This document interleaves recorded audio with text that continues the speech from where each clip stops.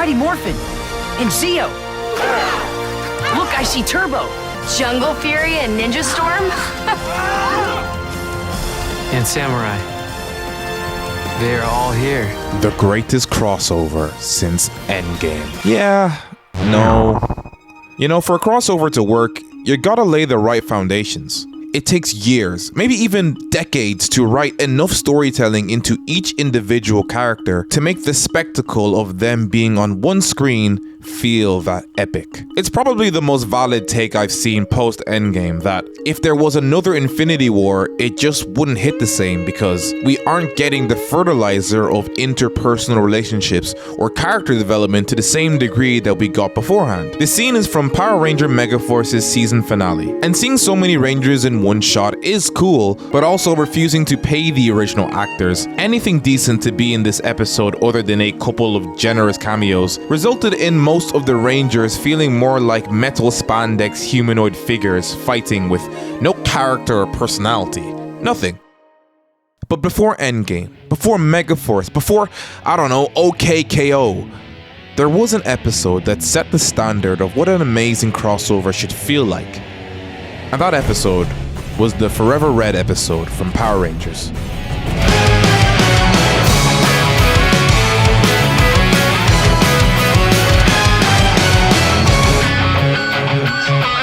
Now, personally, I grew up on the Disney era of Power Rangers, but my affinity for the older content comes from the fact that I got a certain DVD for my birthday. The DVD was the Power Rangers, the Ultimate Rangers edition, and I would watch it religiously. Like, bro, I'm telling you, this is not a joke. I was the Winter Soldier ulting every single weekend on this DVD. The DVD was a collection of some of the most pivotal episodes in the Power Rangers series at that point, all compiled into one viewing experience for the 10-year anniversary of the franchise. You had episodes like White Light, Countdown to Destruction, To the 10th Power, and Trakeena's Revenge. Each of these episodes showing a lot of the high stakes and edge I really like from the older series. An edge that, in my opinion, was kinda lost when the IP was bought by Disney. Not to say that I didn't like it, but I'm just saying, I feel like there's a difference here in terms of scale and seriousness. I don't know, man, it just felt like the Rangers couldn't solve all their problems within one episode. Like, bro, if they lose entire planets, civilizations, gone in a flash to robot armies and enslavement. Another reason why I love the older series was because of the way it was interconnected. Like each series stood on top of the previous one, and it felt like it was part of something bigger than it ever could be individually. All of this climaxing to the final episode of that DVD, being the ultimate send-off to the 10-year anniversary. An episode that was permanently imprinted on my preteen mind, and now that I'm an adult, is slowly resurfacing as an obsession the more I talk about it. The episode in question was the 34th episode of Power Rangers Wild Force, and it was accurately titled Forever Red. Now, I'm going to talk about why this episode was so special to me, and to the franchise as a whole, to be honest, but in order to do that, we need some much needed context. And finish up your morning start with Power Rangers! Catch the best this Saturday on GMTV. In case you had no idea, Power Rangers is actually more of a dubbed Japanese adaptation rather than its own original concept. Licensed by BVS Entertainment, formerly known as Saban Productions, it was one of the many shows Japan labeled as tokusatsu, which is basically the label Japanese media have for the genre of live-action special effects in the sci-fi, war, and fantasy genre. Some series of worthy note in this genre are Godzilla, Kamen Rider, Denko Chojin Gridman, and of course Power Rangers' older brother, Super Sentai. To be honest, older brother might not even be the right word to describe its relationship, because for this era, it's more of a westernized identical twin than a different person entirely. Making shows is very expensive, and making shows where there is constant action with weekly changes in settings, enemies, and special moves is even more expensive. So a way Saban got past this was to, with no shame at all, scrape a lot of the fighting sequences, morphing animations, and plot lines from Super Sentai. Meaning that a lot of our favorite Power Ranger moments we grew up on were more than likely a faithful adaptation at best, and a cheap knockoff at the least. And I routinely see so many niggas say, well, you gotta give Samurai the credit. The suits look cold. Shinkenger. Hey, the Go Ranger was fire though. Shinkenger. The mechs. Shinkenger. The characters. Any credit you give the season in an attempt to not admit that it ain't that good ain't even originally from it. It is just a dyed version of its Sentai counterpart. Not Forever Red though. Other than the very loose connection it has with 110戦隊ガオレンジャー vs スーパー戦隊 from Super Sentai, Forever Red is a fully original story with fully original fighting sequences. Another thing that Power Rangers did that was fully original was having the same in-universe characters come back to the line of duty as a completely new Ranger. Some obvious examples being the original Mighty Morphin Ranger Jason becoming the Gold Zeo Ranger, or TJ going from the Red Turbo Ranger to the Blue Space Ranger. And that's the only ones worth mentioning. Yeah.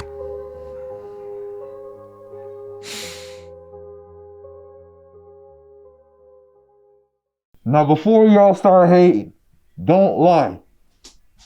Ain't I cleaned up? You know what I'm saying? Ain't I cleaned up? Ain't I cleaned up? Ain't I cleaned up? I am sweating profusely. Alright, so the thing is with Tommy, to be honest, I need to take off the mask, guys. I'm sorry. You guys definitely cannot hear me.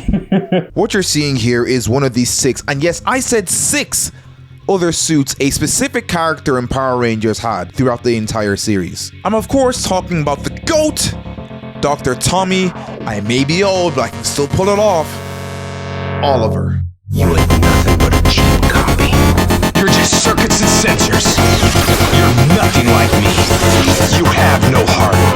Watching the older shows was a bit of a mind-breaking moment for me, because I'm watching in real time this one dude who I know as Dr. Tommy Oliver in Dino Thunder show up in multiple different Power Ranger shows, mind you, the same Tommy Oliver character, and then being a demon back in his heyday. When I mean demon, I mean demon. And the crazy revelation realizing that the Dr. Tommy that I know is a far cry from the Tommy back in the day. It's like when Thanos already blipped half the universe and now he's just a peaceful guy playing Farm Simulator. He's just a chill guy, but back then, man oh man. From the green Mighty Morphin to the white Mighty Morphin to the red Zeo Ranger to the red Turbo Ranger, all the way to the Dino Thunder Black Ranger. There's a reason why the story of Power Rangers is nearly always followed by the mentioning of this man. He's definitely had the most screen time out of any character in the show, and the celebration of Forever Red is just as much a celebration of the Power Ranger series as it is the celebration to the contributions of Tommy. Okay, let's lay some ground rules before we talk about this. Why?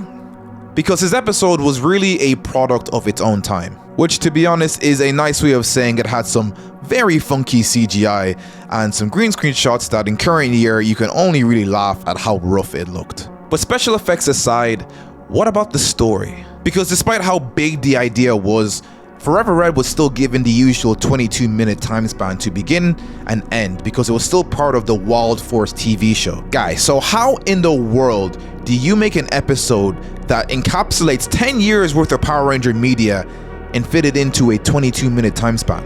Well, I wasn't there when they made it, okay? Shocker. But with a little bit of research and a little bit of creative licensing, here's how I imagine how it went.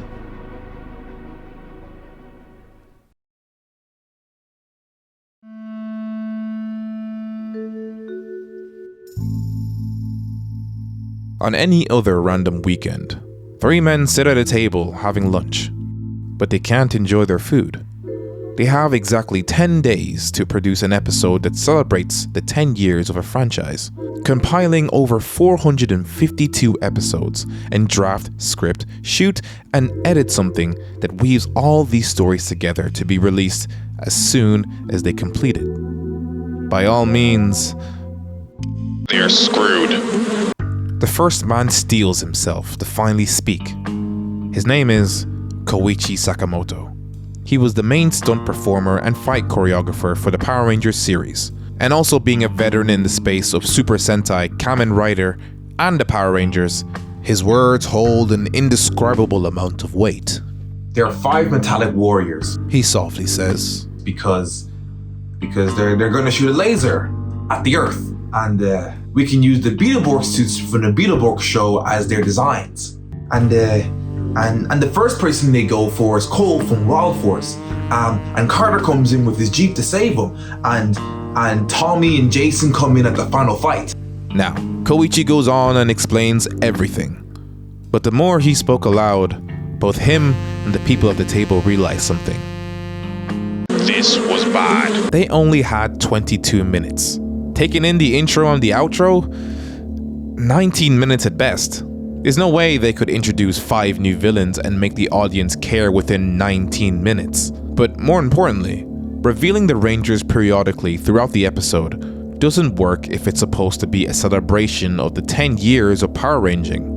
I mean, it would underutilize the characters and disrespect the fans, and we don't want angry fans.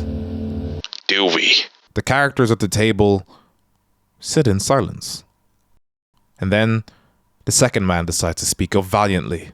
His name was Jonathan Zakor, and he had been the producer of Power Rangers for the past 10 years.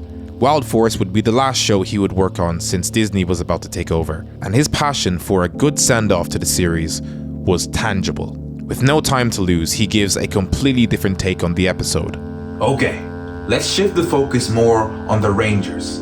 We need to feel the grandness of the occasion. I mean, these are the 10 most famous Rangers of all time. We don't have time for plot holes and fitting it into the timeline.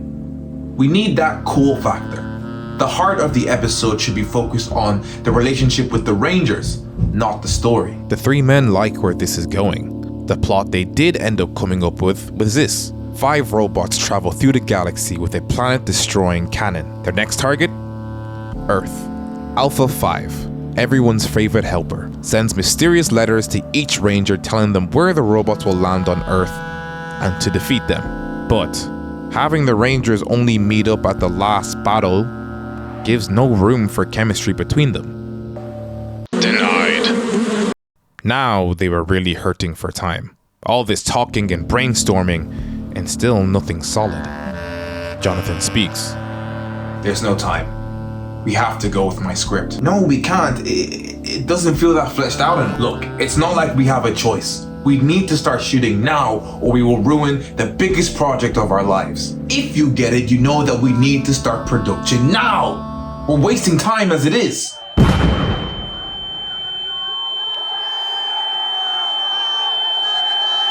The third man stands up. Amit Bakumi, the man who's been writing down the notes this whole time.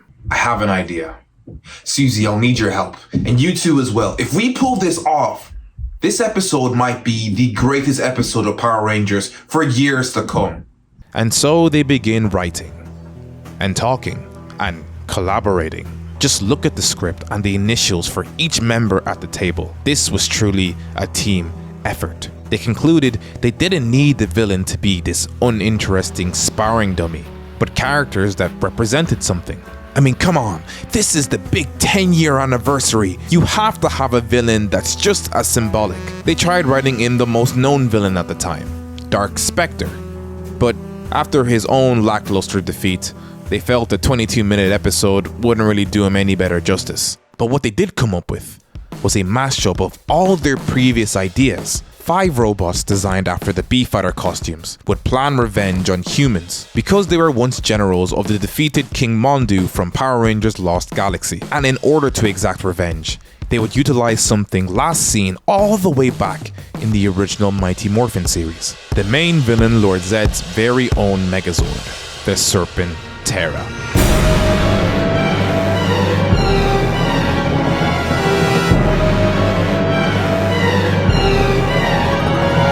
It is the perfect callback because it just disappeared without explanation in the show. So what if these generals were digging up the ruins of the Zord in order to harness its frightening and destructive power?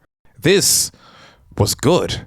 The pacing was significantly better. The villains felt relevant and there was a consistent callback to the entire franchise with the reference of Lord Zed. All they needed now was a setting. Where could this epic battle of insane proportions take place?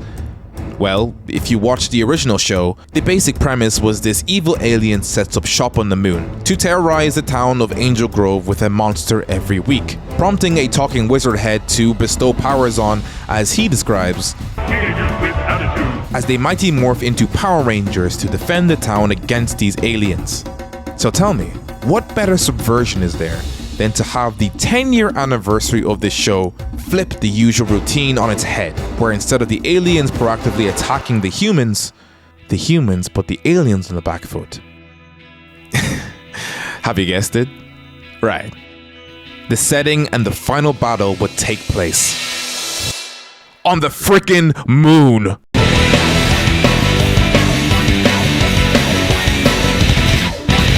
Guy, now what you're seeing here is a beautiful sequence of mini battles where the Rangers are in groups of 2 and they go at it with each general. Koichi is going off in not only the morphed choreography, but the unmorphed too. Dare I say, some of the best fighting we've seen from unmorphed Rangers in the entire series. You see, Super Megaforce had none of the older Rangers do their usual one-liners or referencing anything at all. I mean, outside of their suits, there's not a lot of things to look at here that makes them, you know? It's just to see a multicolored people fighting a bunch of bums. There's no stakes there. I mean, they already stopped the main threat, so where's the real danger? But here in Forever Red, the older Rangers know just how capable that Megazord is, so they fight their hearts out. Yeah! Alright guys, let's do it!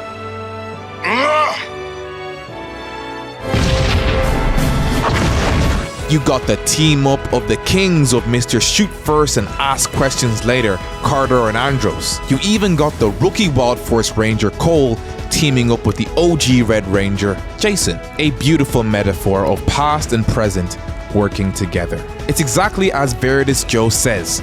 A good crossover should highlight the GOAT status of the old cast, but not overshadow the new cast.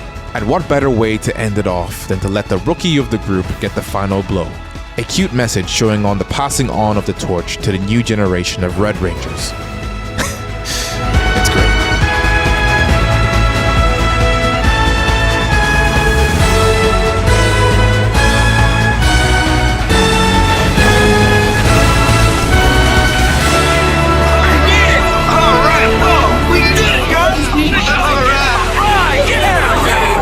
I gotta admit, you did well, rookie. I mean, clearly you can see Cole is the main character here, but to me, this episode felt like a beautiful standing ovation for the character arc that is Tommy Oliver. I mean, come on, who would have ever thought that the reserved quiet kid from Angel Grove would be quoting the legendary words of Zordon? Very well then, let the power protect you. May the power protect you all. And be in the position of leader to a bunch of other leaders in their own respective rights. From first appearing as his prodigy that instantly was on par with Jason, to being brainwashed by Rita, him breaking free from that spell, him losing his powers, then gaining them back, and then losing them again. This constant back and forth grew his bravery not just from fighting monsters, but from facing his insecurities and inner demons, ultimately climaxing as he becomes the leader of these 10 legendary Rangers. They respect him, because they know exactly what he's been through and how he still continues to fight. And the show understood that, because they give a little nod to him as he's the only one that walks away from the group, like a badass, until the world needs Tommy Oliver again. Wow, so that was Tom. He really is the greatest Ranger. Right! What? Now I know it might not be obvious yet, but this man is on my Mount Rushmore of people I used to look up to when I was a kid. And the thing is, Tommy wasn't just cool for cool's sake. He was backed up with emotional investment from the very first time you see him on screen. And his character only got richer and richer as they added him into more series. And to be honest, that's really impressive considering how cringe-induced Power Rangers can be at times. That being said, till this day, I kinda love the cringiness and cheesiness of Power Rangers. I'm not gonna lie. I love this series, and I love Forever Red. No other crossover tops it in terms of its overall weight that it carries. I'll be honest, I am so glad this channel exists. I've said this 100 times now, but it allows me to appreciate a piece of media from a completely different lens to what I grew up with it. Seeing the story of how the script of this episode was made really shows you that passion can be felt from any piece of media, children's show or not. Cause now I'm even more hyperfixated, bro. Some interests just come and go, and that's fine. It is fine. But no matter what cookie cutter, soft story having, skin tearing acting, no passion having stories they pump out in current year for Power Rangers, you can ask me, even when I'm 40, if I like the Power Rangers. And there will be a radiant glimmer in my eye as I tell you the story of how a group of 10 Rangers defended the Earth against a dragon. On the frickin' moon. Wait. Did I ever tell you guys about the time I got baked in a giant pizza? Yeah. Wait. It was pepperonis and I heard it wasn't a good pizza. Cheese. All right, fellas. I heard it wasn't a good May pizza. the power be with you. It's a great story. I heard it was burnt and crispy and all kinds of stuff. It starts it up.